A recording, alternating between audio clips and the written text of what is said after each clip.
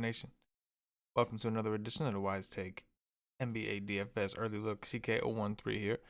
You can find me on Twitter at CK_013, and I, of course, am from the WiseTake Nation, which you can find on all the social media platforms listed below or directly at WiseTake.com if you are looking to take your DFS game to the next level. We are a premium DFS content provider as well as a DFS community design to help make you a better DFS player. Go check us out. Day pass is available if you want to try us out. $2.50. That's it. Projections, a pre-lock live stream. This is obviously our early look, first look, whatever you want to call it. We do a pre-lock show, cheat sheets, articles, Paulie's NBA DFS fast break, which is a cool little cheat sheet in itself. A lot to offer. If you're new to the channel, welcome. We do all kinds of free DFS content here on YouTube, Twitch. If you're listening on Podbean or iTunes, we appreciate you. Spotify. However it is you receive the message, we appreciate you. You are the reason that we give the message every night. If you're watching on YouTube, please hit the like button. Likes go a long way. Really helps us out. Trying to drive that YouTube view count up. Drive up them subscribers. Getting a little mini spike, and I appreciate you guys for participating in that. But we need more. Always want more. And it's the same thing with when we play DFS. Never enough. Right? This slate was this past slate. It's kind of a disaster. Obviously a lot of chalk did come through, and then there was some chalk that was good enough, but I didn't think was like we were underweight on James Harden. It should have worked. It should have worked, right? He went for 55. We talked about how the Rockets were likely to get blown out, and they did. Christian Wood played a lot because they're thin. Harden, 55 at his prices, that's not good enough normally. But it was today because Ja Morant got hurt. Trae Young just wasn't Trae Young. And it kind of left you, if you didn't play Harden, you really, really needed to find someone that was better than him. And with all the value, you were able to play him with a guy like Jokic, who completely smashed. Jokic is red hot right now. Red hot. Don't fuck with him. Do not fuck with him. He's red hot. But a little frustrating. We know on the pre-lock show, when we found out TLC was starting, it was a pretty heavy on-board situation. We all liked it. We were really heavy on Anthony Davis, who was a disaster. We had Anthony Davis at 8%, so we're talking about going underweight on Harden at 55%, who was mediocre at best. And we had an opportunity on a 5-game slate with Anthony Davis at like 8%. And the DFS guys are not rewarded. That is the way it's supposed to work. And tournament's supposed to get rewarded. However, the cash game stuff we wrote up, the cash game core, all that good stuff came through pretty big. Shout out to the nation on that. We said to play Harden, Wood, all these guys in cash games, get underweight in tournaments, and that it should have. Obviously, in cash games it was good, but in tournaments it should have panned out for us, man. It should have been. We should have middled that shit, basically, but we didn't. But it is what it is. The good thing about NBA is we get another crack at it the next day. And this one's a little bit different. We got double the amount of games, right? 10 games. A lot of games starting at 7. 1, 2, 3, 4, 5. 5 right out the gate. So half the games start right at 7. 1 at 7:30, and then we have some later ones, right? 1 at 8. And we got some, some late action. 3 late games starting at 10 p.m. Eastern. We'll go position by position since there's just 10 bucking games. And we'll jump into it right now. Hit the like button. That'll be a recurring theme throughout the show. If you're listening on Podbean and iTunes, you're not off the hook. Leave us a comment. How about that? I'll be asking you guys to drop some comments. Anyway, Russell Westbrook and Chicago. I think at this point, any team that's like considered a decent team that is playing Chicago is that there's going to be blowout concerns, right? That's what it seems like. But Russell Westbrook has looked awesome. 58, 57, looking like the Westbrook of old, looking like the Oklahoma City triple-double Russell Westbrook, which I think we're going to see because Beal's never really cared about the assists and the rebounds, right? He's there to score. And Westbrook and him seem to be playing well enough, right? So Westbrook definitely on the table. Steph Curry also on the table, 9-6. The usage has been fine. Finally had a good game. Why? Because this team finally hung around the game for once. And they played a close one, albeit against Chicago. So again, a team like Golden State that's not good. That's the kind of team that we'd expect to hang around with Chicago right now. Where do you think the Wizards are at this point? You answer that. Matter of fact, tell me in the comments. Toronto Philly is interesting from that game stack-ish world. But aside from all this stuff, I think the first point guard that stands out to me on the early look. And again, like, we can make the argument about Jamal Murray at 7K. There's a lot of these guys floating around that seem like, even Chris Paul, they seem like good plays. But Jimmy Butler has a Q tag, and if we open that up, we will see that he's listed as doubtful. Jimmy Butler is doubtful. Now, immediately that's going to have us going to process-wise, right? We go to Tyler Hero, who's 5'7", Goran Dragic, who's 5'8". So Dragic may come off the bench. He may not start even with Butler out, but he's just been so comfortable playing off the bench. 7 assists, 9 assists, 37.5 DraftKings points, 40.5. So, I mean, he's the first person that I'm point guard that I'm looking at like, okay. And then Tyler Hero, too. So he'll probably actually start at point guard or whatever the fuck they want to do. Also, Jimmy Butler being out is going to be an increased usage bump for several players, such as Bam Adebayo, whose usage has looked really good this year. I gotta say.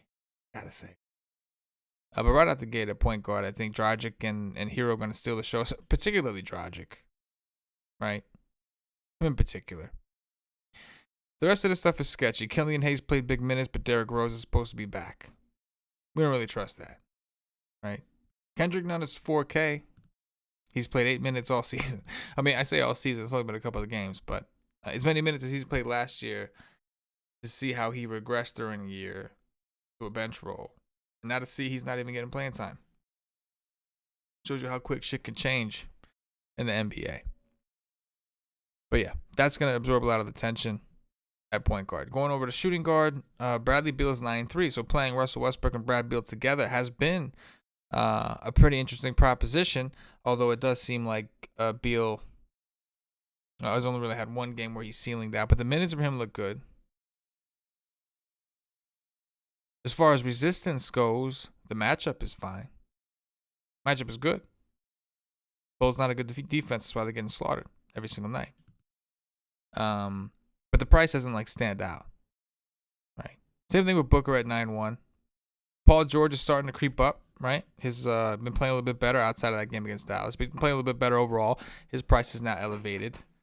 A lot of tournament plays I see. Nothing that I'm looking at like, oh yes, but a lot of tournament plays I see in the area. You know who's been disappointing is Kobe White. Extremely disappointing. Was waiting for this big role, waiting for all these things to happen, and it hasn't. I will say this, Alec Burks, I'm noticing, is also questionable. So, just real quick, while we're on the guards, looking at the Knicks. So, Rivers is out, Quickly is out, DSJ is out. They got Frank Nitti, Elfrid Payton, who they're afraid to play more the next amount of minutes. Okay, looks like he finally smashed against Milwaukee, got 29 minutes. It does look like Burks, who's been playing a majority of the minutes, did tweak his ankle in that Milwaukee game. He only got 20. So he's gotten 32 and 31, only got 20. So if he were to miss the game, if he were to be out completely, I would think that means Elf is going to get an extended run against Cleveland, who's not good against guards. So just going to throw that out there. Something to weigh out. But back to the rest of the position. Not a whole ton that stands out to me immediately. We talked about Tyler Hero, who we could play in this particular area. Delon Wright's role significantly different with him back. I say him because I'm just trying to roll through this thing. JJ Redick 4,200 for some value if we need it. I don't see a whole ton here, right? So as of right now, this position, unless we get some kind of injury or some kind of situation opening up, I'm going to dig in and I'm going to see what stands out. Maybe get an equal distribution of some of my top ones in tournaments. But we'll see if anything breaks out. But nothing stands out and nothing's just screaming at you. Right? There's good players, don't get me wrong. Devin Booker, Bradley Beal, Levine, these are all good players. But from a price perspective, none of them stand out a ton. At least not now. Small forwards, Kawhi Leonard, the fun guy. He'll practice, but he remains questionable. Remember, he got popped in the mouth pretty fucking good, man. That looked brutal. If he is out, then obviously Paul George becomes that guy, right? So if Kawhi Leonard is out, then Paul George at 8,500 all of a sudden looks a lot more attractive, especially in a matchup against a poor defense in the Minnesota Timberwolves. So that's how we do that. We look, we see nothing, we go on. Kawhi Leonard's questionable. Holla, I forgot about that. Well, there we go. Play is boring out that bitch. Tatum is 8.8. Anytime he's under 9K, I'm going to be somewhat interested. The usage has looked awesome for him and Jaylen Brown both, especially with Kemba Walker out. Brandon Ingram's been a beast. Not totally sure why the price hasn't been elevated a little bit. I feel more comfortable when his price is elevated, but when his price is down, it becomes a little more tempting. But he's taking a ton of shots. 19, 17, 23 shots. That's upside. Grabbing some boards.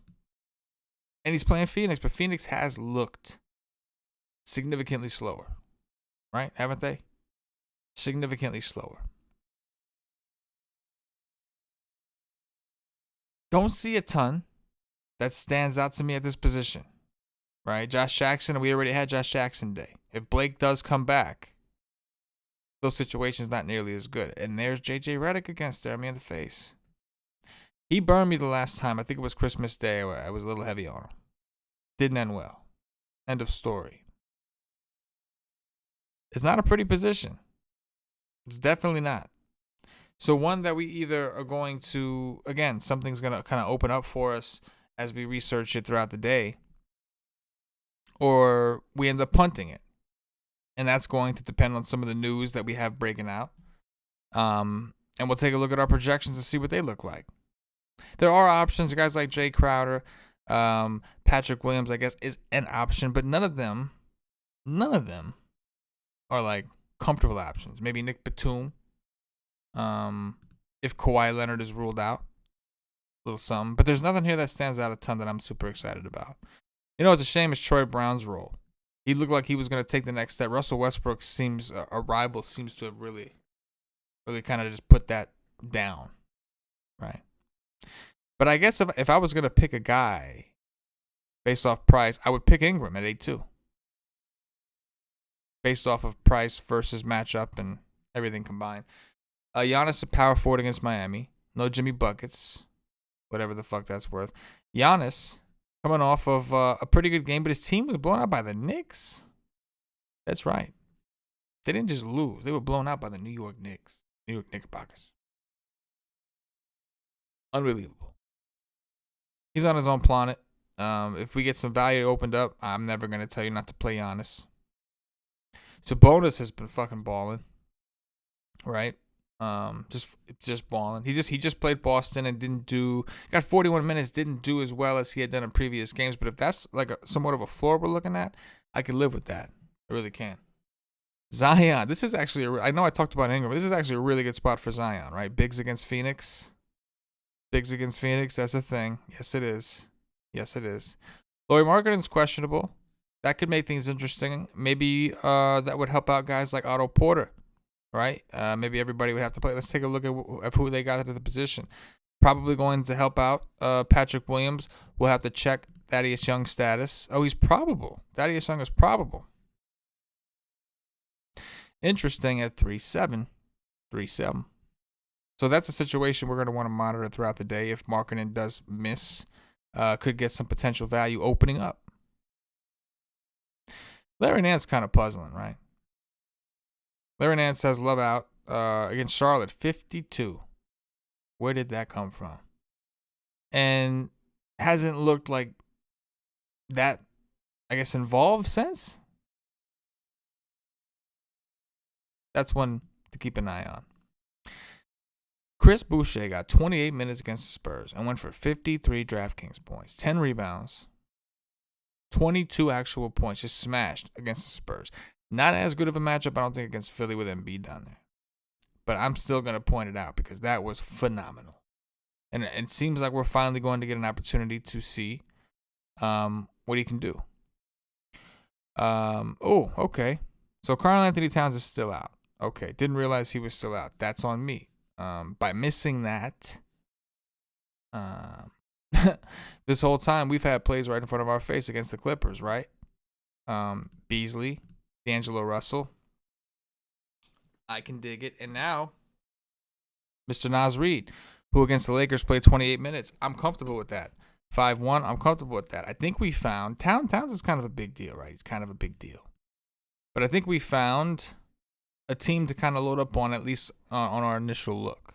Playing the Clippers, there's obviously blowout risk. But we've got a bunch of plays here that are players that are getting usage bumps, right? Beasley did not play so well, 3 for 9, but we know with the upside he is capable of when guys are out. I'm still cool with it. D'Lo, 7-6, coming off a horrendous game, looking for a get-right spot. Again, no Towns. These guys have to step it up. Now, they're a significantly worse team without Towns, no doubt. But this is about are we going to get the fantasy production? And, like, that game was not just a blowout. That was like a fucking shellacking from start to finish. If they can hang around a little bit closer, if guys can shoot a little bit better, then they should. But right now, that's kind of what's really standing out to me at the moment. Mind you, it's 1:21 a.m., so take that with a grain of salt. What about Mr. Hernan Gomez? 13 minutes. He's just not in the rotation. I guess it's not happening. All right, let's go to center. Loaded position. Jokic is just on fire. You want to continue to do that? I got no arguments. Joel Embiid is questionable. Is this real? Probable. Okay, he's probable. Drummond. Let me tell you something about Drummond. So Drummond obviously shit the bed on me against Charlotte. Revenge game against Detroit. Went nuts. Overtime helped. Played Philly. Only got 26 minutes, which I think is kind of be where he's going to be like, he's not going to be no 34, 35, 36 minutes, right? He's going to be somewhere around that 26, 28, 29 most days, I think. 30 as a max, it seems. But Kevin Love is out, so the usage should continue to look good. The rebounds have not been a thing. And in the preseason, he did play the Knicks a couple times. And he could have done whatever he wanted had he not gotten just 20 minutes. So I will say this is another phenomenal spot for Mr. Andre Drummond at a loaded center position. Vooch is only 8-3. That's getting kind of low for Vooch. I understand that there's a reason, and it's because he has not been as consistent. But that's cheap. The price is up for Bam, but keep in mind with Butler out, could see some elevated usage going against Milwaukee. Don't mind it, but 8K is a stretch for Bam. It really is. It really is. Loaded position, right? Bryant is playing big boy minutes. He's got a really good point guard in Russell Westbrook. Playing the Bulls, who are not good against bigs. I can dig it. Wiseman, only 23 minutes against Chicago in a close game. Did get in some foul trouble. I think 25 minutes is around where we'll see him. Maybe they'll gradually increase him. But obviously that sucks. Plumlee did well against Atlanta again. He's pretty much their only big guy on the team at the moment. When Okafor and all these guys are out. And they're playing Golden State, a team that has also struggled against bigs historically. So again, we have options. It's a shame what happened to Marquise Chris. It really is. But right now, I think our takeaway for the moment is the Minnesota situation with Towns out. Right? We have a couple things. We have the marketing news. Keep an eye on. We saw a couple things in general throughout. Jimmy Butler's out. So I'll go ahead and put Dragic in this. But this is the 4 players that sent out to me on our early look here. Dragic, D'Angelo Russell, Beasley, and Naz Reid. And there's probably more on the Minnesota side. I got to dig into it. Obviously, it's just a early look, first look, whatever you want to call it, the night before. But definitely tune in. Do what we do. Come to the Y stream. And tell me, Nation. Tell me what you think of these 4 players. Dragic, Russell, Beasley, Reid. I want you to critique these guys in the comments for me. I just want to hear it. What are your thoughts on these guys going in? Now, some of you may hear this and the slate is different. But even better, I'll get a timeline of how you guys react when things go wrong. So leave in the comments. Tell me what you think of Goran Dragic with Jimmy Butler doubtful, D'Lo, Malik Beasley, Naz Reid with no cat. And that is going to do it, Nation. Don't forget to go check us out at WiseTake.com. Make sure you get a day pass if you want to try us out, $2.50. It's cheaper to get the monthly and all that, get in the Slack chat, all that goodness. But you just want to take a peek at the content and see if it fits your needs. $2.50, WiseTake.com. You get access to our projections, FanDuel and DraftKings, cheat sheets, FanDuel and DraftKings, Paulie D's fast break sheet, my core plays article where I write up a cash core, GBP core, some pivots. It's good shit. And of course, our pre-lock live stream. Pre-lock live stream. That's right. 45 minutes prior to lock, we hop on, go live. Give you a little quick breakdown of what we ended up on, what exposures look like. Take some questions if there's time, and more importantly, keep you updated with the news up to lock. Hit the like button. Tell me what you think of these 4 players. Let's do the fucking dirty. For myself, the entire WiseTake Nation, as always, good luck.